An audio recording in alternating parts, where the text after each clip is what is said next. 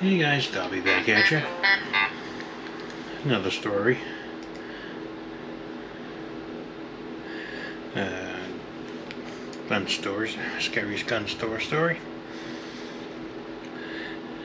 It was a rainy Thursday evening in late fall, the kind where the streetlights smeared into orange halos on wet pavement.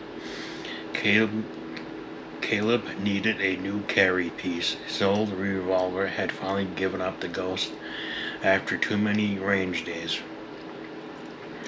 The usual shops were closed, but a small independent place called Black Powder Arms stayed open until 10 p.m. on weeknights. Google said it had been around since the 80s.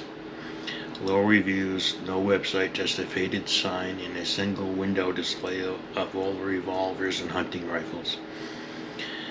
He pushed through the door. A bell jingled once weakly. The interior smelled of gun oil, dust, and something faintly metallic, like old coins of blood that had dried years ago. Fluorescent tubes flickered overhead, one of them buzzing like a trapped fly. Rows of long guns lined the walls, handguns in glass cases under dim spots. No music, no radio, just the rain tapping on the roof and a low hum of the lights.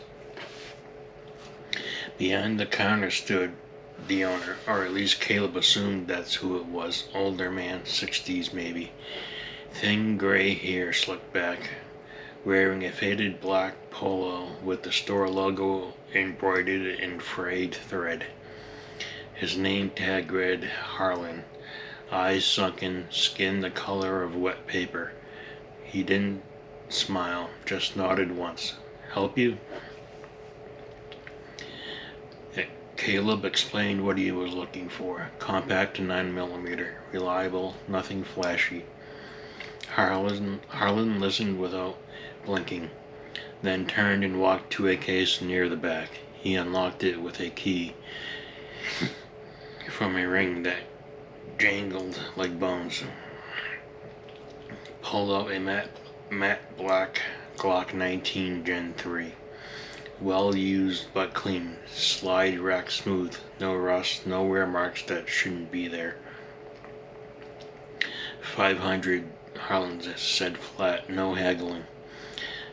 Caleb checked it over. The serial numbers looked right. No red flags. He counted the cash, handed it over. Harlan slid a plain white envelope across the counter. Bill of sale. Background check paperwork already filled out in neat block letters. Caleb's name was on it. Address correct, even though he had never given them. He paused. How'd you know my info? Harlan shrugged. You looked familiar. Been in before. Caleb hadn't, but he let it go. Small town. Maybe someone mentioned him. He signed, pocketed the receipt, tucked the Glock into his waistband holster. Harlan watched the whole time, unblinking. As Caleb turned to leave, the bell jingled again, but the door hadn't moved. He looked back. Harlan was still behind the counter, but now there were two of them. One standing exactly where he had been, the other standing right behind Caleb, close enough that he could feel breath on his neck. Cold, slow, like air from an open freezer.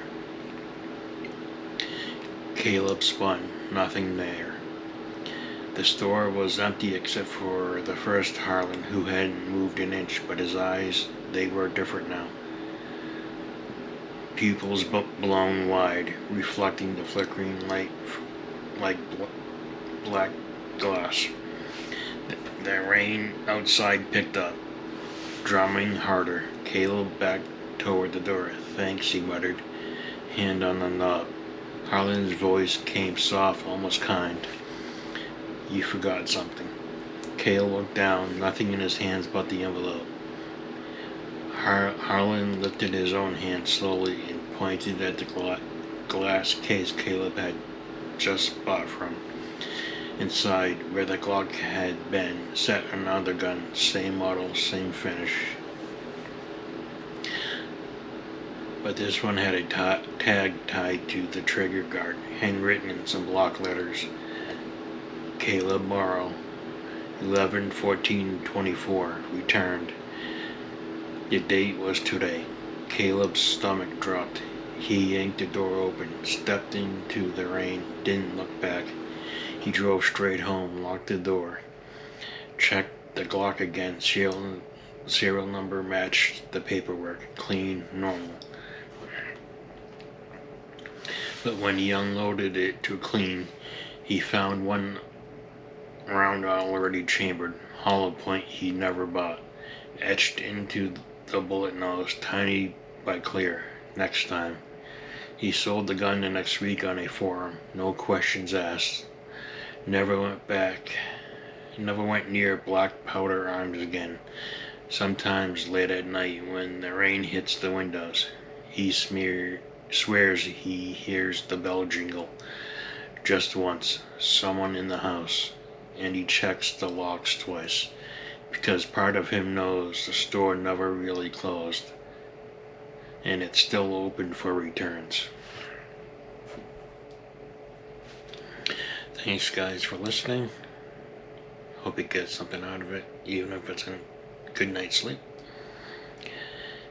See you in the next one. Remember to like, subscribe, share, thumbs up, thumbs down, whatever floats your boat. I'll see you in the next one. Bye.